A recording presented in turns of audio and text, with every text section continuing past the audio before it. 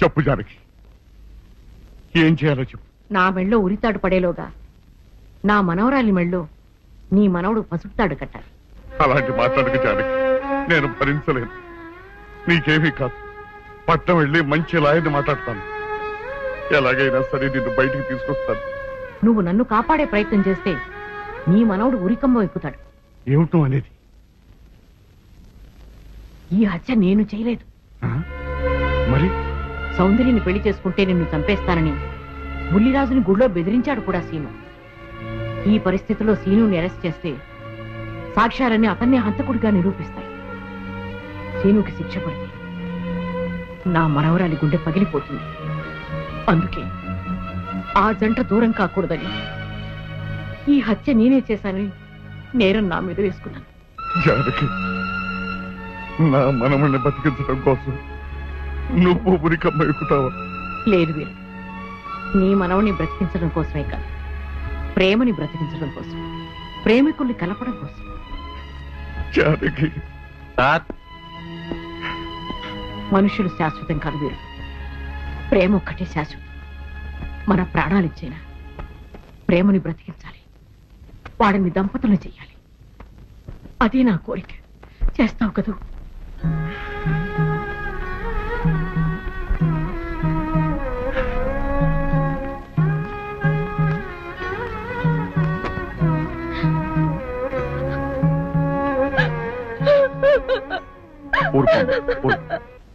చెయ్యని నేరానికి జానకి శిక్ష అనుభవించడం నేను భరించలేదు. ఆమె చేసిన త్యాగానికి మన కుటుంబం మొత్తం తరతరాలుగా సేవ చేసిన ఆమె రుణం చేరు. మనం వెంటనే పట్టణం వెళ్ళి మంచి లాయర్ని మాట్లాడు. నా ఆస్తి మొత్తం పోయినా సరే జానకిని మాత్రం కాపాడాలి. ఏ రైతు పట్టణం వెళ్తానికి లేదు, జానకమ్మని కాపాడడానికి లేదురా. ఏ మనవరాలి కోసమైతే నా ఒక్కగానొక్క కొడుకుని పొట్టలు పెట్టుకుని నా కడుపులో తెచ్చి రేపిందో ఆ మనవరాలి ఇంకా బతకడానికి లేదు. అది ఎక్కడ కనపడితే అక్కడ ముక్కలు ముక్కల కింద నరికేయండి.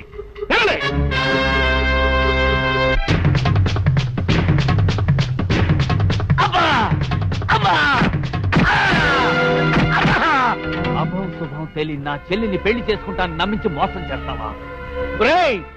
నువ్వు వేరే పెళ్లి చేసుకుంటావు తెలిసి కూడా నీకు ఏ అపకారం తలపెట్టకుండా తన ఆత్మహత్య చేసుకోబోయిందిరా నా చెల్లెలు. అలాంటి మంచి పిల్లకి ద్రోహం చేయడాన్ని మనసలా వచ్చిందిరా.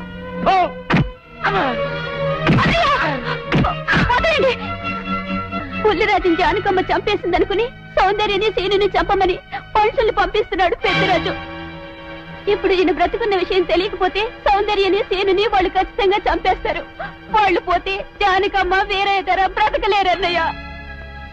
పుల్లిరాజు నన్ను పెళ్లి చేసుకుపోయినా పర్వాలేదు, నా జీవితం నాశనం అయిపోయినా పర్వాలేదు, ఇంతమంది చావలి కాడు నేను కాకూడదన్నయ్యా. పుల్లిరాజు బ్రతికే ఉన్నాడన్న విషయం పెద్దరాజుకి చెప్పండి అన్నయ్యా, చెప్పండి.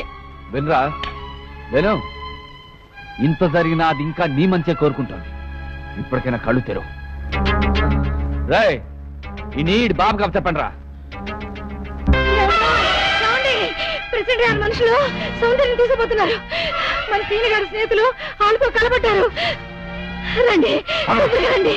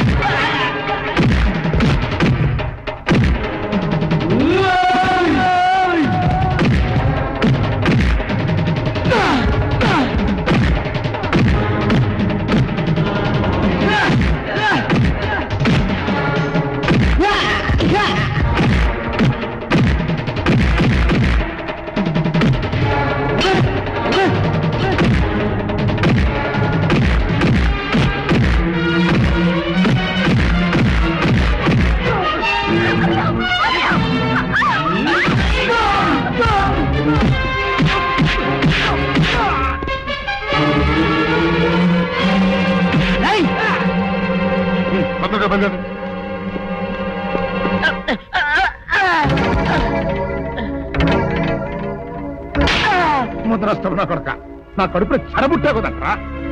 ఇంతకన్నా నువ్వు చచ్చినా బాగుండే.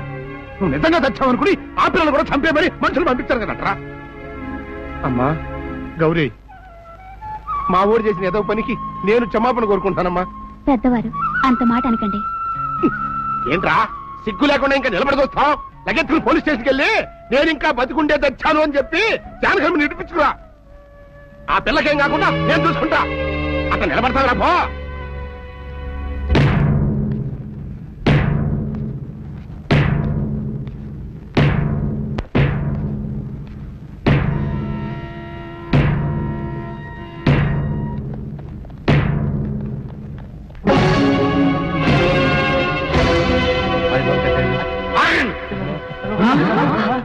అడుగు ముందుకు వేశారు, తలకాయలు పుచ్చకాయలా ఎగిరిపోతాయి.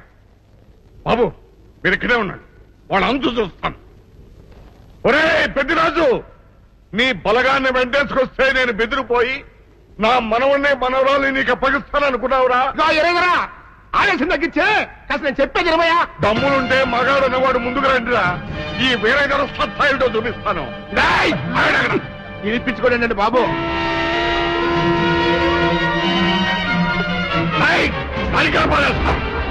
తలకాయలు ఎగిరిపోతాయి.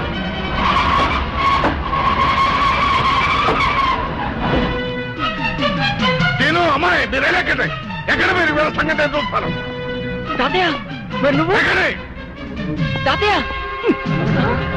పెద్దరాజు ఎగిరిపోతుంది. ఎక్కడెక్కడ వస్తున్నారు?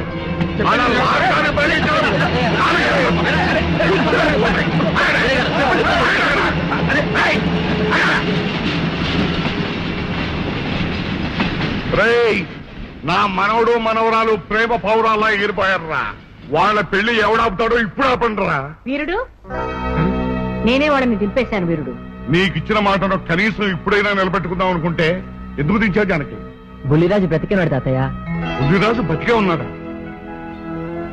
అదిగో నిక్షేపంలా ఉన్నాడు మా అల్లుడు గారు. బుల్లిరాజు నీ అల్లుడా? అవును వీరయ్యా, మా ఓడి పెళ్లి చేసుకోవాల్సిందే జానకమ్మ గారి మనవరాలి కాదు, ఈ పంతులు గారి కూతుర్ని. ఇచ్చేద్దామని వస్తేనేమో నువ్వేమో ఖర్చు ముట్టుకుని అందులో మొదలు ఎవరేం మాట్లాడుతారో నాకు అర్థం చేస్తాక అయితే త్వరగా వెళ్దారండి. అందరం కలిసి పెళ్లి ఏర్పాట్లు అక్కడే చేద్దాం. ఈ కథ భరిస్తాంలే.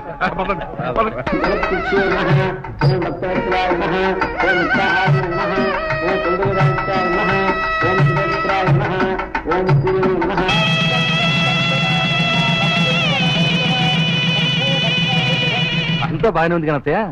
నాకు అంతు పట్టని విషయం ఒకటే, ఇంతకీ నువ్వు చంపింది ఎవరిని? మీ అత్తయ్య ఎవరిని చంపలేదు, అంతా ఉత్తుదే. మరి ఆ చెరువులో దొరికిన శవం?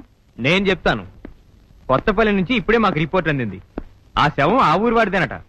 పెళ్లి కొడుకు తరపు వాళ్ళకి పెళ్లి కూతురు తరపు వాళ్ళకి జరిగిన ఘర్షణలో అతను చంపేసి ఆ శవాన్ని మీ ఊరి చెరువులో పారేశారట. అది విషయం. అట్టగా